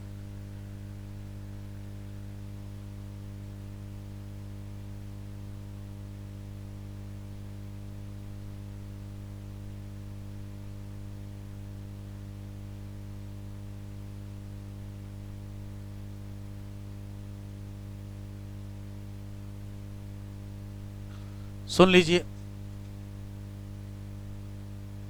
Gene therapy क्या है, तो ये ऐसा कोई भी प्रोसेस जो करेक्शन कर सके किसी जेनेटिक डिफेक्ट का। किसी जेनेटिक डिफेक्ट का करेक्शन आप कब करोगे, तो ध्यान सुने, मान लेते किसी में कोई जेनेटिक डिफेक्ट है और वो ग्रो करके एडल्ट एज में आ गया, तो एडल्ट एज में अब कुछ नहीं हो सकता है। क्या एक एक सेल में जीन बदलोगे, लेकिन यदि एम्ब्रियोनिक लाइफ में पता चल जाए, अगर एम्ब्रियोनिक लाइफ में पता चल जाए तो फिर एम्ब्रियोनिक लाइफ में सेल की संख्या कम है तो वहां जीन का करेक्शन किया जा सकता है। तो ऐसा कोई भी तरीका जिसमें जेनेटिक डिफेक्ट को करेक्ट किया जाए, उस जेनेटिक डिफेक्ट को जो पता चल जाए अर्ली एम्ब्रियोनिक लाइफ, कैसे सही करोगे, तो सही ऐसे करेंगे, जैसे मान लेते हैं कि ये कोई पर्टिकुलर सेल है और उसके जीनोम में, ये मान लेते जीनोम है और उसमें कोई ये नॉन फंक्शनल जीन है या डिफेक्टेड जीन है। तो अगर ऐसा किया जाए, इस नॉन फंक्शनल जीन या डिफेक्टेड जीन की जगह क्या कर दिया जाए, फंक्शनल जीन इंट्रोड्यूस कर दिया जाए, बस इतना ही करना है। तो नॉन फंक्शनल जीन की जगह फंक्शनल जीन इंट्रोड्यूस कर दो, वो functional gene non functional gene की जगह काम करने लगेगा, तो आगे जितनी सेल बनेंगी उन सब में फंक्शनल जीन होगा, तो सभी में समस्या सॉल्व हो जाएगी। तो सिर्फ एक लाइन का कॉन्सेप्ट है, क्या, नॉन फंक्शनल जीन की जगह फंक्शनल जीन इंट्रोड्यूस करना है जो फंक्शनल जीन का काम करने लगे, बस बात इतना है। बस ये कब करोगे, ये हम कब करेंगे, तो अगर बीमारी अर्ली एम्ब्रियोनिक लाइफ में पता चल जाए। कैसे पता चलेगी, तो अर्ली एम्ब्रियोनिक लाइफ में हम बीमारी को तभी पता कर पाएंगे जब पहले से ही शक होगा कि मान लेते ये मेल पेरेंट है, ये फीमेल पेरेंट है, किसी एक में बीमारी है, तो ये संभावना है ना कि प्रोजनी में हो सकती है, तो जिसमें संभावना है उसी में तो पता करेंगे कि बीमारी है कि नहीं है। अगर है तो एम्ब्रियोनिक लाइफ में ही क्या करेंगे, उसको करेक्ट कर देंगे, आगे जितनी सेल बनेंगी वो सब हेल्दी सेल बनेंगी। इस पूरी कहानी को कहते क्या है, जीन थेरेपी। पढ़ने बहुत आसान है, रियल में बहुत कठिन है। दूसरा, सबसे पहली क्लिनिकल जीन थेरेपी कब की गई, 1990 में की गई। एक 4 ईयर ओल्ड गर्ल जिसको एक बीमारी थी जिसका नाम ADA deficiency, adenosine deaminase enzyme की डिफिशियंसी थी। संयोग से वो क्लिनिकल जीन थेरेपी सक्सेसफुल नहीं रही और उस बच्चे की डेथ हो गई। बात खत्म। अब पढ़ना हमको क्या है कि एडीए डिफिशियंसी डिसऑर्डर है क्या और इसका असल इलाज क्या है। पहले इतना लिखो।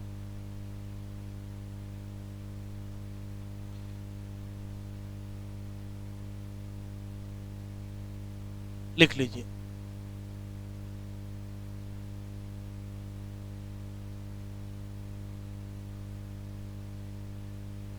Gene therapy is mechanism of correction of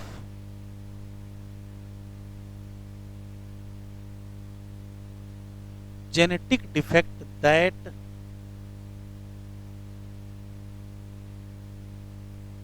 detect in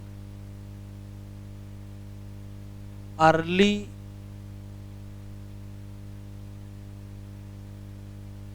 embryonic life, बस अर्ली एम्ब्रायोनिक लाइफ में डिटेक्ट हो गया हो। दूसरा, जीन थेरेपी में करेक्शन कर देते हैं।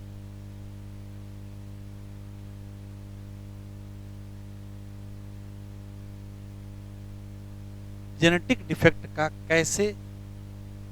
By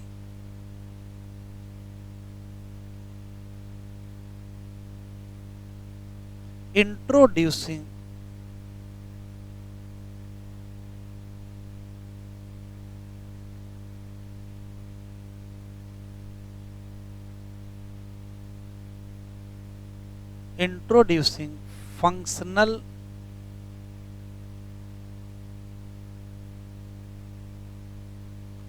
gene in cell to take over function of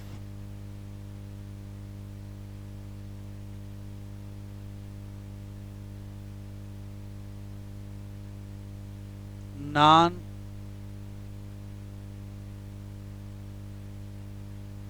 functional gene. किसी पर्टिकुलर सेल में जीन इंट्रोड्यूस कर दो जो नॉन फंक्शनल जीन का काम करने लगे, तो उसी कहानी को क्या कहोगे? Gene therapy.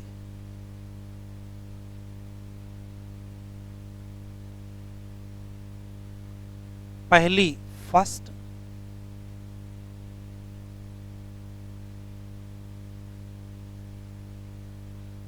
Clinical gene therapy done in 4-year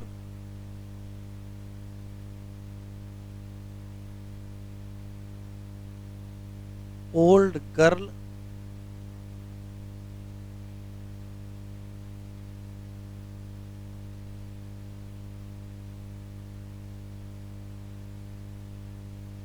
सफर किससे थी? Suffer from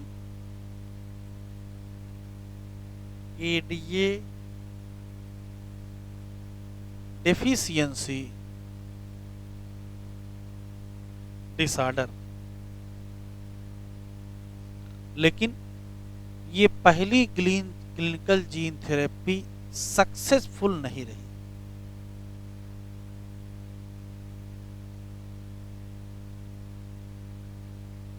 not successful.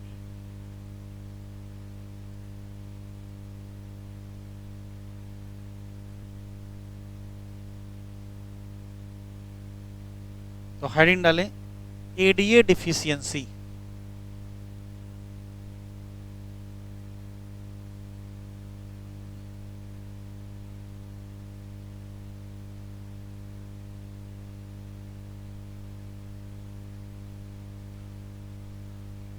सुनते चलेंगे, लिखते चलेंगे।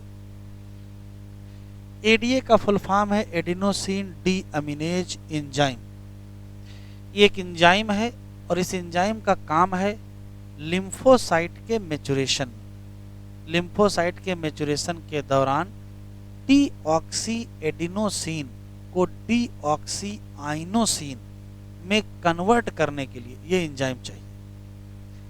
जीन में डिफेक्ट हो गया, हुआ क्या, 20वें क्रोमोसोम पर डेलीशन हो गया।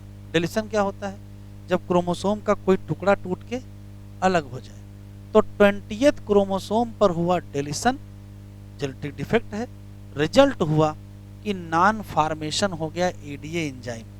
अब जब एडीए एंजाइम बनेगा नहीं तो उसकी डिफिशियंसी हो जाएगी, तो हो जाने दीजिए। डिफिशियंसी का असर देखो क्या मिला, असर ये हुआ कि जब एडीए एंजाइम नहीं मिला तो लिम्फोसाइट का प्रॉपर मैच्योरेशन नहीं हो पाया। तो क्या इम्यून सिस्टम बेहतर डेवलप हो पाएगा, इम्यूनिटी डेवलप हो पाएगी, नहीं हो पाएगी। फिर क्या होगा, इसको रोज रोज बीमारी होंगी, उसी में से किसी बीमारी से क्या हो जाएगी, डेथ हो जाएगी। तो इम्यून डेवलपमेंट या इम्यून फंक्शन के लिए ये एंजाइम नेसेसरी था। जब डिफिशियंसी हो गई तो इम्यूनिटी प्रॉपर डेवलप नहीं हो पाई और बीमारी का नाम एडीए डिफिशियंसी डिसऑर्डर हुआ। ठीक, अब सवाल है इसका हल क्या है। तो इसके कुल 4 इलाज हैं। एडीए डिफिशियंसी डिसऑर्डर का जो ट्रीटमेंट है वो 4 टाइप के ट्रीटमेंट है। आखिरी में आपसे क्वेश्चन ये पूछा जाएगा कि इन चारों ट्रीटमेंट में से बेस्ट ट्रीटमेंट कौन सा है। तो बोले ट्रीटमेंट तो पता चले कौन से 4 हैं, फिर बेस्ट आपको पता चलेगा। तो इतना लिखो पहले।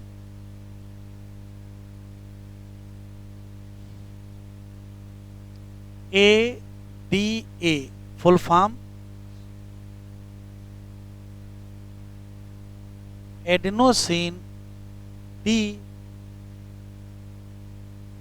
एमिनेज, ये एंजाइम है जो कि नेसेसरी है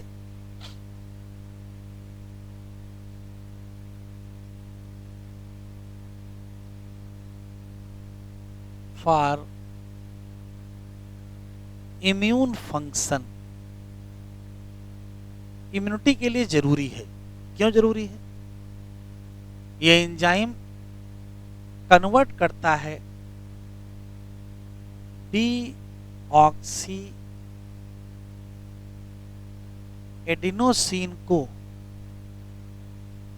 डीऑक्सी आइनोसिन, डीऑक्सी एडिनोसिन को डीऑक्सी आइनोसिन में कन्वर्ट करता है ये एंजाइम। और ये डीऑक्सी आइनोसिन से लिम्फोसाइट का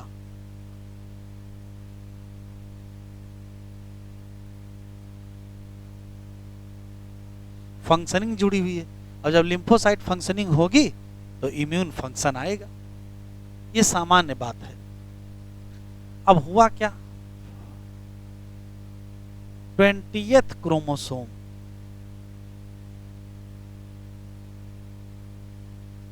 पर हो गया डेलीशन।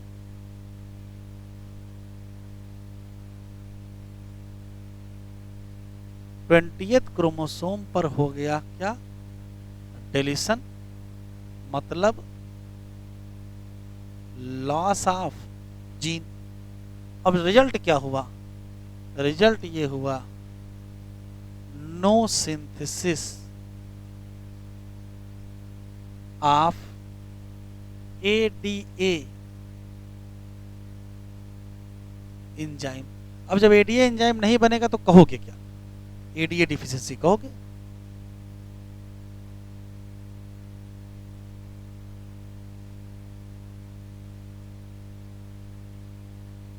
एडीए डिफिशियंसी डिसऑर्डर, और नुकसान क्या होगा, लॉस ऑफ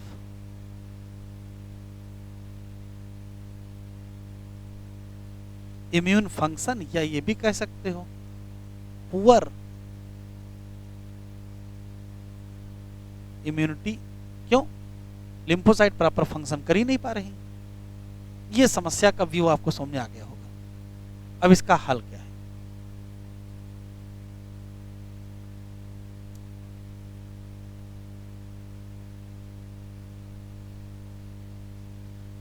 लिखें।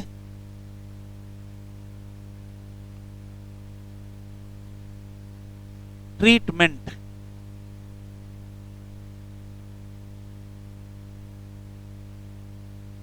Treatment of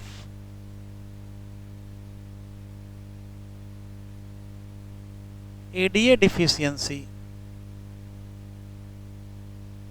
disorder. बताओ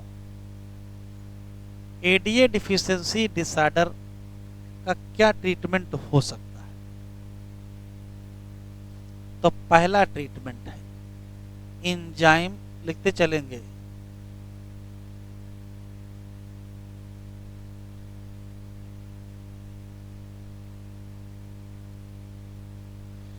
एंजाइम रिप्लेसमेंट थेरेपी। ये क्या है? तो ये एक लाइन का कॉन्सेप्ट है। जिस व्यक्ति को ये बीमारी है उसमें एडीए बन नहीं रहा है, तो रिकॉम्बिनेंट डीएनए टेक्नोलॉजी के द्वारा जब हम इंसुलिन बनवा सकते हैं, तो रिकॉम्बिनेंट डीएनए टेक्नोलॉजी के द्वारा ये एंजाइम भी बनवा सकते हैं। और इस एंजाइम का इंजेक्शन लीजिए या टेबलेट लीजिए, जैसे लेना हो। अगर आप बाहर से फंक्शनल एंजाइम लेंगे तो लिम्फोसाइट काम करने लगेंगे, और लिम्फोसाइट काम करने लगेंगे तो इम्यूनिटी डेवलप हो जाएगी। लेकिन क्या ये परमानेंट इलाज है? नहीं। क्यों? क्योंकि रेगुलर हमको क्या लेना पड़ेगा? एंजाइम लेना पड़ेगा। इसी नाते ये परमानेंट क्योर नहीं है। तो जब तक जीन थेरेपी नहीं हो रही तो यही हल है। तो एंजाइम रिप्लेसमेंट थेरेपी काम की थेरेपी है, इसमें फंक्शनल एंजाइम दिया जाएगा, लेकिन ये परमानेंट क्योर नहीं है। लिखो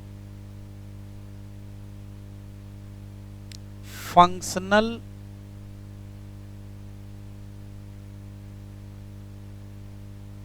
ADA enzyme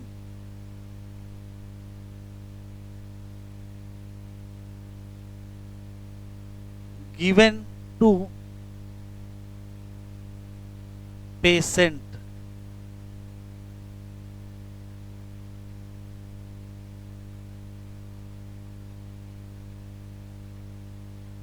given to disease. लिखो डिजीज्ड पर्सन, फर्क है। डिजीज्ड पर्सन को देंगे जिसको बीमारी है, सिम्टम नहीं आया, सिम्टम आएगा तो पेशेंट होगा। एक बात, लेकिन ये नहीं है, नॉट परमानेंट क्योर। क्यों नहीं है? क्या दिक्कत है? Regular requirement of enzyme.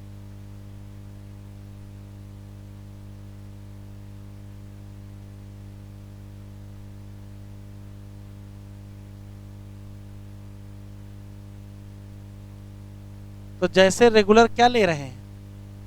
Insulin, वैसे रेगुलर क्या लेंगे? ये लेंगे। दूसरा,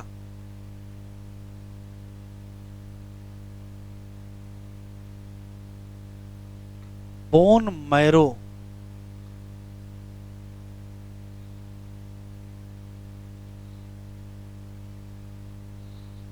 ट्रांसप्लांटेशन।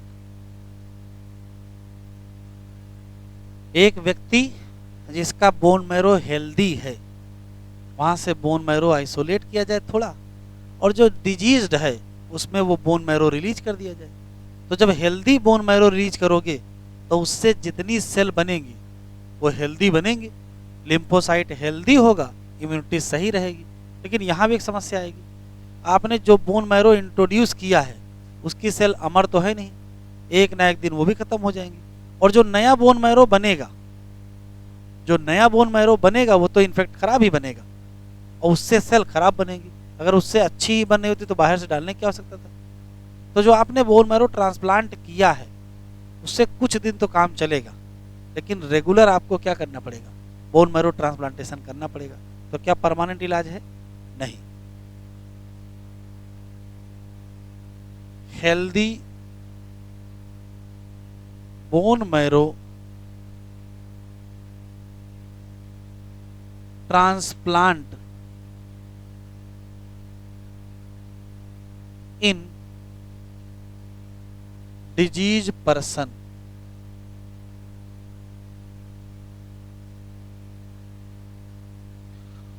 ये भी नहीं है, नॉट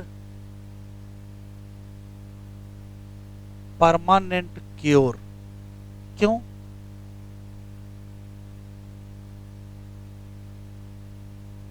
रिक्वायरमेंट है रेगुलर ट्रांसप्लांटेशन, बार बार ट्रांसप्लांटेशन करना पड़ेगा। और बोन मैरो की दुकान पे तो मिलेगा नहीं, किसी व्यक्ति से निकालना पड़ेगा, और जिस व्यक्ति से निकालोगे उसकी हड्डी तोड़नी पड़ेगी, तो कौन तोड़वाएगा अपनी हड्डी? ये बड़ी समस्या है। तो ये सिर्फ पढ़ने में अच्छा लग रहा है, रियल में बड़ी समस्याएं हैं। तीसरा,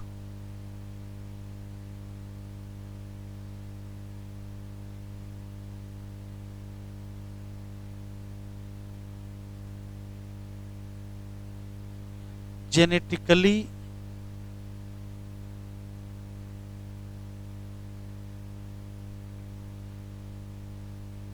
इंजीनियर्ड लिम्फोसाइट।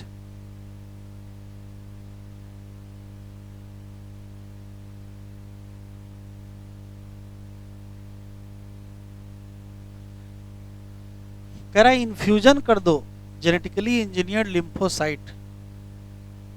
ये क्या है पहले समझ लो।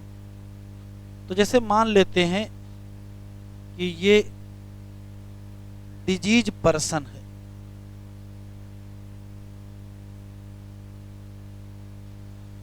इस डिजीज पर्सन से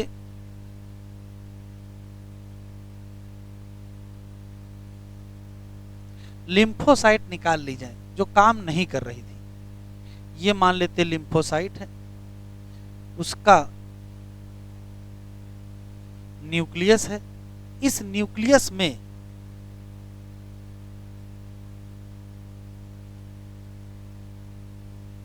डिफेक्ट जीन है और ये काम नहीं कर रही है। तो जेनेटिक इंजीनियरिंग में इतना तो सीख ही चुके हो कि जीन को काट छांट सकते हो, नया जोड़ सकते हो। तो एक काम किया जाए,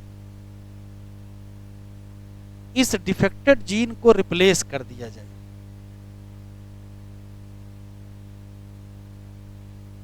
इसको रिमूव कर दिया जाए और इंट्रोड्यूस कर दिया जाए।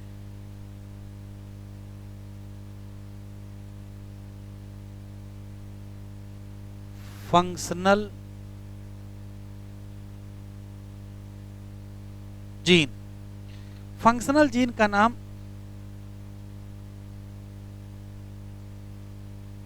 ADA-cDNA है।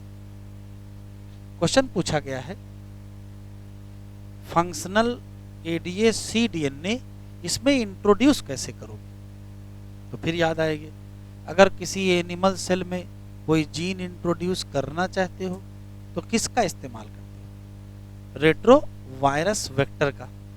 तो इस फंक्शनल ADA-DNA को क्या करो? रेट्रो वायरस को दे दो और उससे कहना कि जहां लिम्फोसाइट मिलेगी उसमें इंट्रोड्यूस कर देना, वो कर देगा। इसको इंट्रोड्यूस करोगे कैसे? By help of viral vector. कौन सा?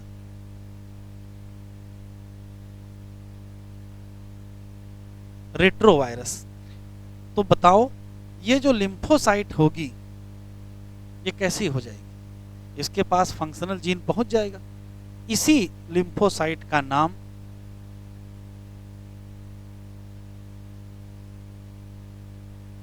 जेनेटिकली इंजीनियर्ड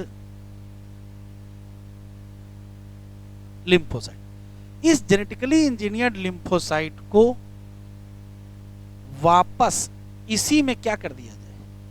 इन्फ्यूज कर दिया जाए। अब इसी की लिम्फोसाइट वापस इसमें आ गई, अब तो इसकी इम्यूनिटी डेवलप हो जाएगी। यहां तक बहुत अच्छा लग रहा है। समस्या फिर सुने, ये जो लिम्फोसाइट इंट्रोड्यूस किए हो ये अमर नहीं है, एक न एक दिन इसकी क्या हो जाएगी? डेथ। तो फिर क्या करना पड़ेगा? फिर से इन्फ्यूजन करना पड़ेगा। तो इन्फ्यूजन की जब हम बात करेंगे तो क्या एक बार में काम हो जाएगा? नहीं। और जब बार बार करना पड़ेगा तो क्या परमानेंट इलाज? तो ये भी परमानेंट इलाज नहीं है। क्यों? क्योंकि बार बार इन्फ्यूजन करना पड़ेगा। क्यों? क्योंकि जो जेनेटिकली इंजीनियर्ड लिम्फोसाइट हैं ये अमर नहीं है। एक और बात अच्छी चीज है, ये एक प्रकार का जेनेटिक मैनिपुलेशन हुआ है ना, जीन डाला तो गया है, इसका मतलब जीन थेरेपी है। तो क्वेश्चन पूछा गया है, first step toward gene therapy in treatment of ADA deficiency. ADA deficiency में जीन थेरेपी का पहली बार कब इस्तेमाल किया गया? तो कहोगे क्या बनाने में? Genetically engineer lymphocyte. लिख लो, ये क्या है? फर्स्ट स्टेप है toward gene therapy in treatment of क्या?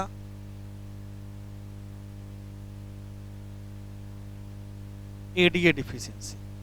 बताओ ये परमानेंट क्योर है कि नहीं? नॉट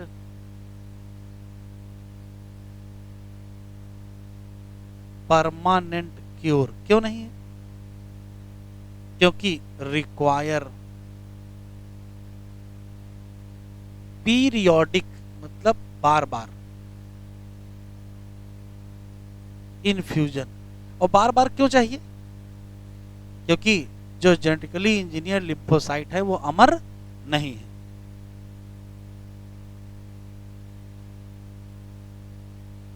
बिकॉज नो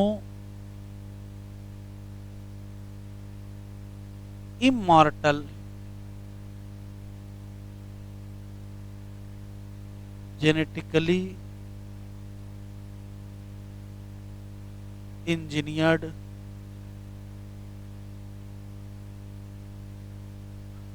तो ये बताओ फिर असली हल क्या है? असली हल है कि दिमाग न लगाओ, बहुत कुछ हो चुका है। तो असली हल ये है कि अर्ली इम्ब्रानिक लाइफ में, जब इम्ब्रानिक लाइफ हो तभी जीन का रिप्लेसमेंट कर दिया जाए, नॉन फंक्शनल की जगह हेल्दी जीन इंट्रोड्यूस कर दिया जाए। उसके बाद जितनी सेल बनेंगी सब हेल्दी बनेंगी। उसको क्या कहोगे? Gene therapy. और वही क्या है?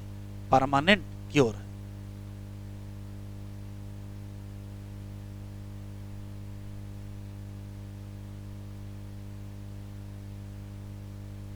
लिख लिया? तो चौथा इलाज क्या है?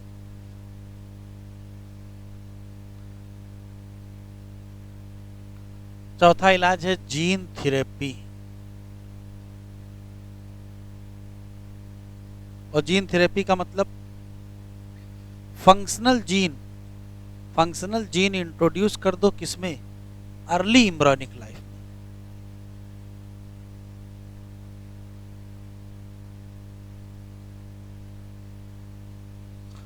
Functional gene introduce in early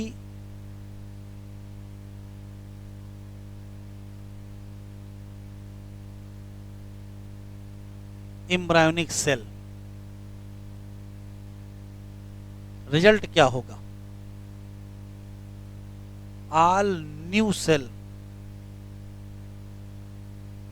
have क्या? Healthy gene. इसका मतलब यही क्या है? Permanent cure of ADA deficiency disorder.